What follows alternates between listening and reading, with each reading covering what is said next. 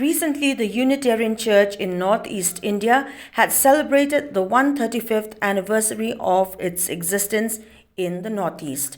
This religious denomination was founded by Babu Hajom Kissor Sing at Jowai in 1887. The celebration on 18th September 2022 witnessed a gathering of faithfuls at the special service held during the day.